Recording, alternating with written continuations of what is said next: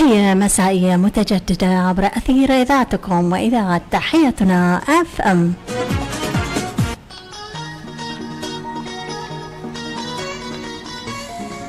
نلتقيكم الآن وبرنامج السوالف من تقديمي أنا طيبة شكر أحمد، الإشراف العام مهند الراشدي، الإشراف الفني رحيم الساعدي.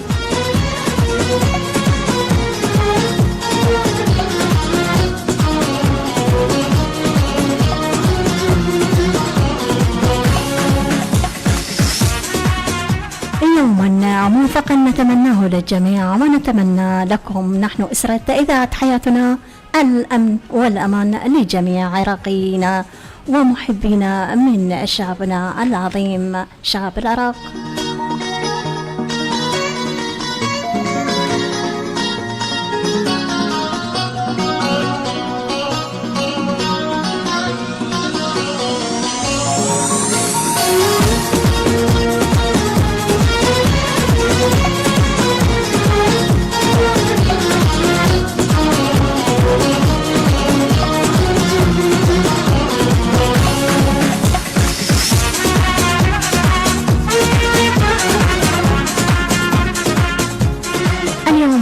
حلقتنا ستنطلق وهي في أوجها. لم نكن مستعدين لإتمام هذه الحلقة، كانت مفاجأة لنا، لذلك سنستهلها ببعض الأخبار المنوعة.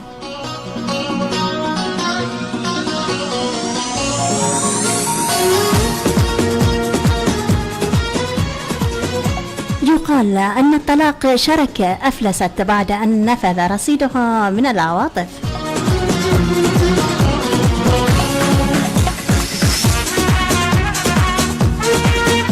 الصدق قارة لم تكتشف بعد.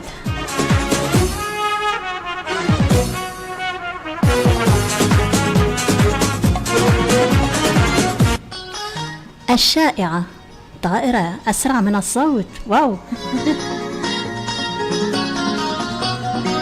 الأسرار معلومات تبوح بها للآخرين ليقوموا باستغلالها ضدك عند اللزوم.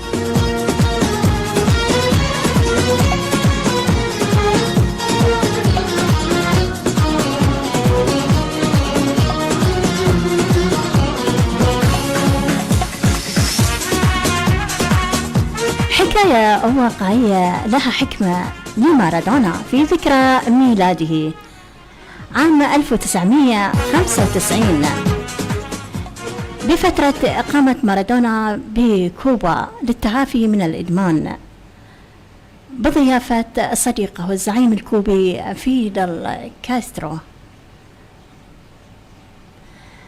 تشاء الصدف أن مارادونا يشارك باحتفال ذكرى الثورة الكوبية اللي كانت قائمة على تنظيمها الحزب الشيوعي.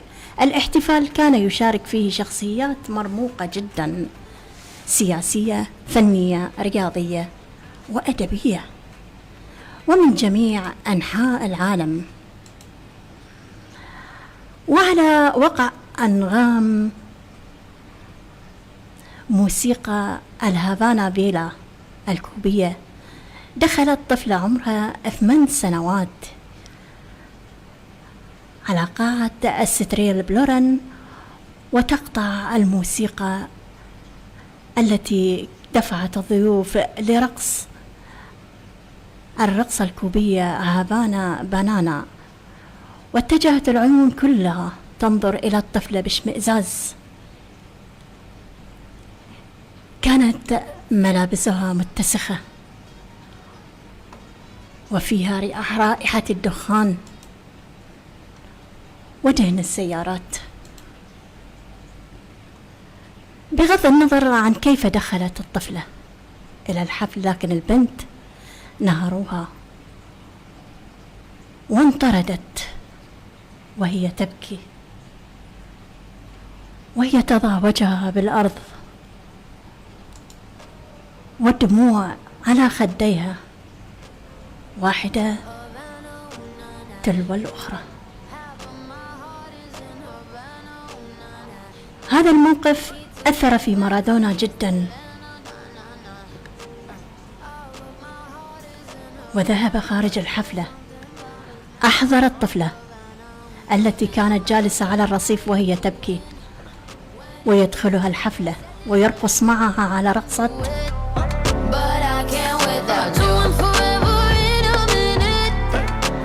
هافانا بانانا لأكثر من ساعة، ويترك الضيوف وكل الذين يريدون تصويرهم ويصورون معه. مارادونا أخذ البنت من يدها ودخل معها غرفة كاسترو، وقطع اجتماع كان يعقده كاسترو مع الرئيس الكولومبي ومجموعة من سفراء العالم، وكان بمنتهى الغضب. انظر يا صديقي، إننا هنا نشرب ونغني ونرقص على شرف ثورة، ولا زال هناك أطفال يمنعون أن يشاهدونا ونحن ندعمهم. انظر يا فيدال، انظر يا صديقي. بسبب هذا الموقف فيدال كاسترو أصدر قانون معروف باسم المرسوم الأبيض، الذي كان يمنع عمالة الأطفال والشباب بفترة الدراسة، ويحمل الدولة مسؤوليتهم أثناء الدراسة، والدولة تتحمل مسؤولية أكلهم وشربهم وتعليمهم، ويمنع عمالة الأطفال الإناث خاصة إلا بموافقة كتابية من فيدال نفسه.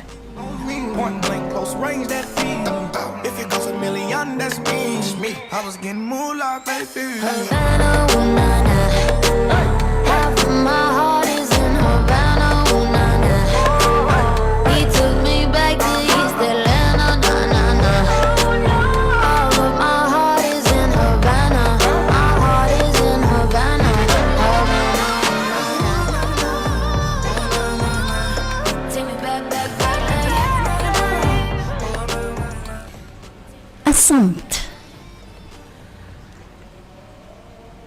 أروع حديث بين الأصدقاء. الحرب الباردة ابتسامة امرأة لامرأة أخرى.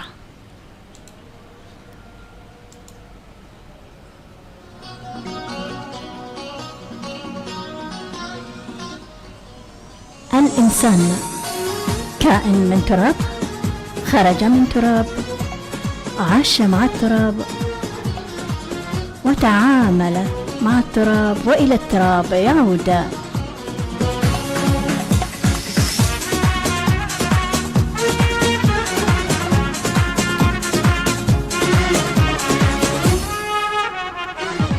الشرير الشخص يدرس طبائع معظم الناس.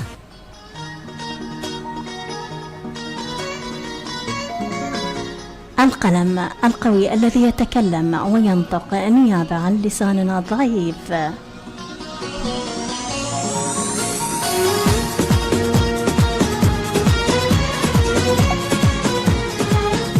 الكلمة الطيبة الجسر الرقيق الذي يصل بين قلوب الناس فوق بحر الأنانية.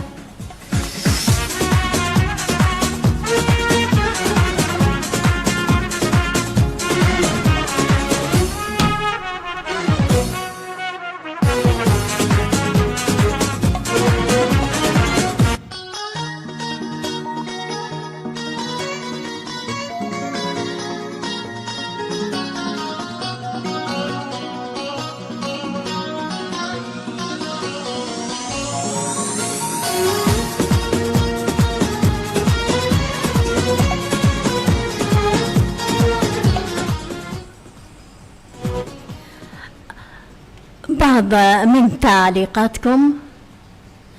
عايد معلى البدري، مساء الخير والسعادة غوالي، مساء النور والعافية على عيونك أستاذنا العزيز. مارادونا السر الطوبة، واللي يقول مارادونا ما أروع اللاعب الراحل مارادونا. مساء الخير ورد البنفسج، مساء النور والعافية على عيونك حياتي.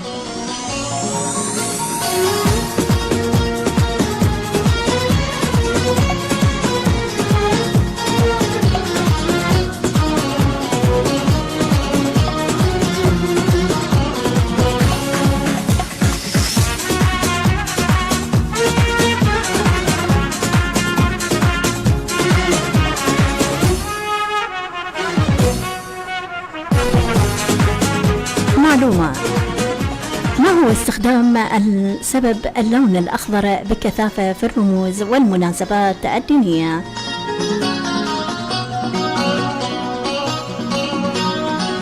لأنه لباس وكسوة أهل الجنة، عليهم ثياب سندس خضر، ويلبسون ثياب خضر من سندس متكئين على رفوف خضر، يعني كل شيء بالجنة أخضر. ماكو هاي الألوان اللي حاليا أغلبية الإناث تطلقها، ماكو بنفسجي، ماوي، وردي وسخ، أبيض وسخ، هاي كلها ماكو.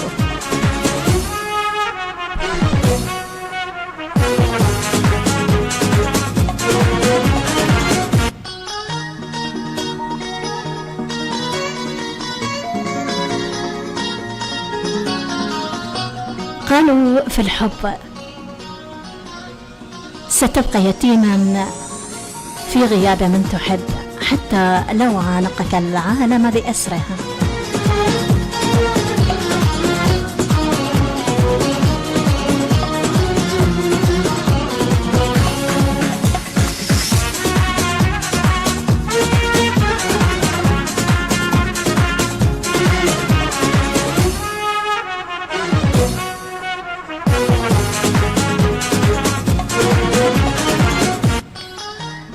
طرائف اللغة العربية يقال إن رجلا من فارس يجيد اللغة العربية بطلاقة، حتى إن العرب عندما يكلمهم يسألونه: من أي قبائل العرب أنت؟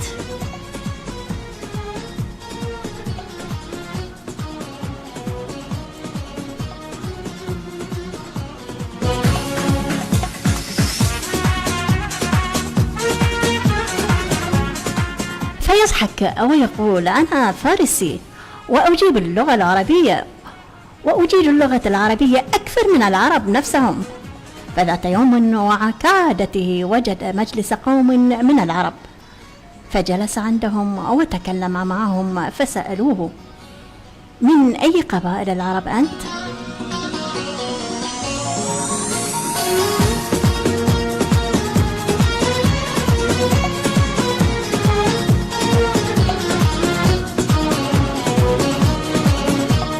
فضحك وقال: أنا من فارس وأجيد العربية خير منكم. فقام أحد الجالسين وقال له: اذهب إلى فلان بن فلان رجل من الأعراب وكلمه، فإن لم يعرف إنك من العجم فقد نجحت وغلبتنا كما زعمت.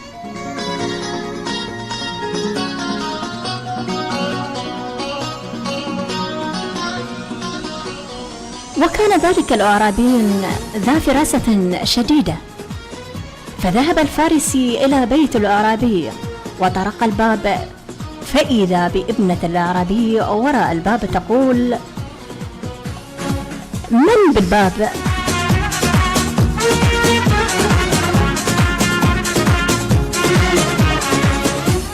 فرد الفارسي: أنا رجل من العرب وأريد أباك. فقالت: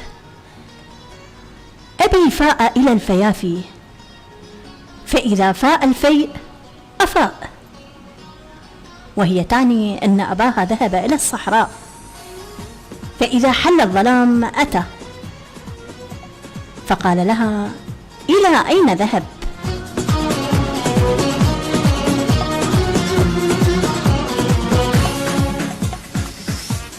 فعادت عليه فردت: أبي فاء إلى الفيافي، فإذا فاء الفيء أفاء.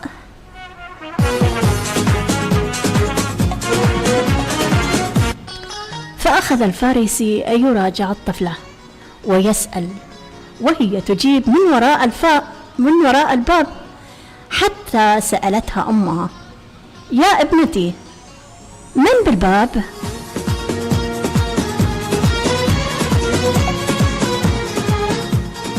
فردت: أعجمي على الباب يا أمي. فكيف لو قابل أباها؟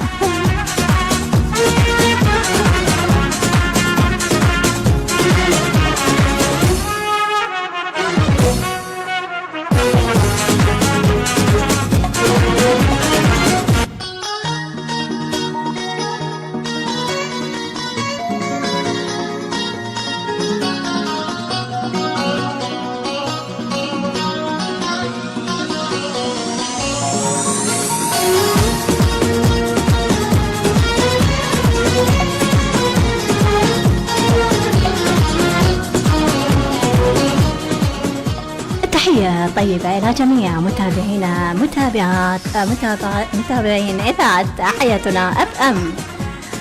شكرا لتعليقاتكم التي تنير برنامجي. شكرا ضي القمر، تحية طيبة، شكرا لك وعلى حسن متابعتك للبرنامج، لأن لولاك ما كنت عرفت أنه كان الصوت ماكو الحلقة اللي قبلها. شكرا على تواصلكم. شكرا عايد مال الديري، شكرا وردة البنفسج، ومساء الخير والعافية على عيونكم.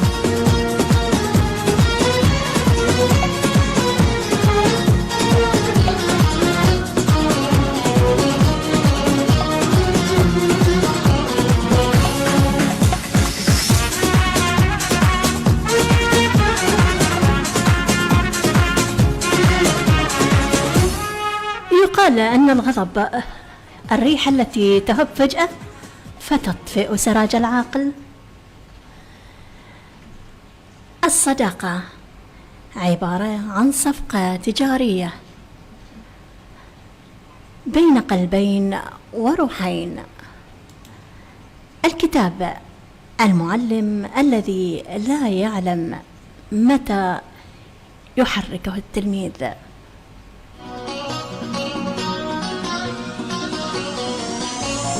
الكرم أحيانا يكون ضرورة دبلوماسية للتعامل مع الناس أو بين الناس.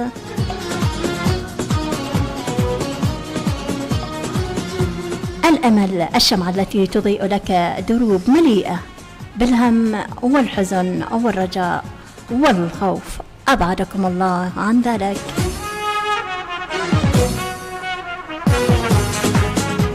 البلاغة تعني أن تجيب فلا تبطئ وتصيب فلا تخطئ.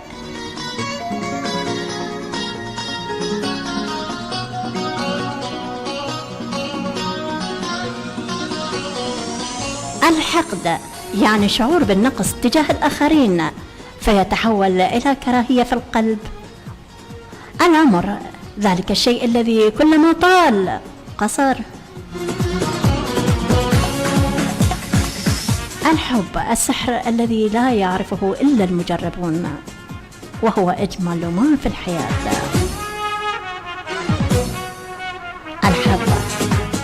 الحظ عكاز الفاشل وسلاح المنتصر.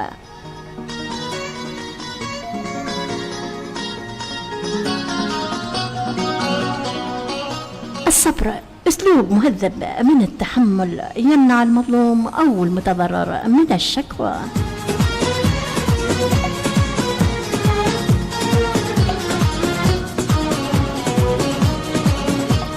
القراءة مفتاح سحري يفتح لك خزائن الكنوز في كل مكان.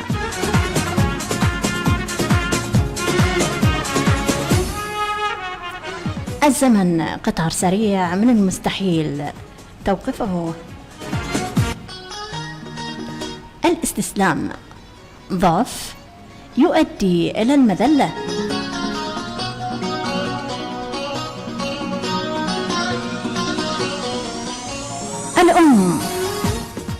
الأم هي المخلوق الوحيد الذي تجده أمامك في الحياة، صادقة وابتسامتها الرقيقة في كل وقت.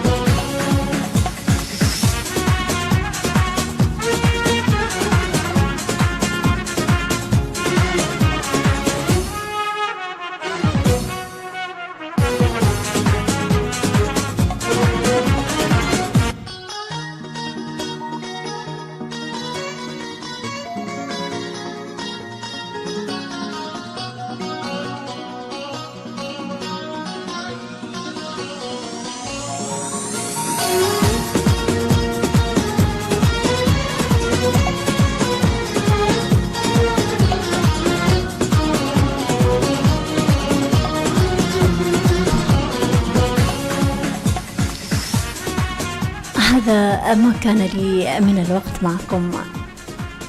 انتظرونا في وقت آخر وبرنامج اسوالف.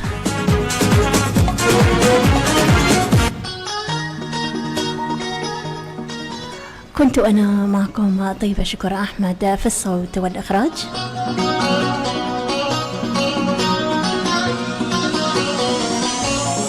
الإشراف العام الأستاذ مهند الراشدي.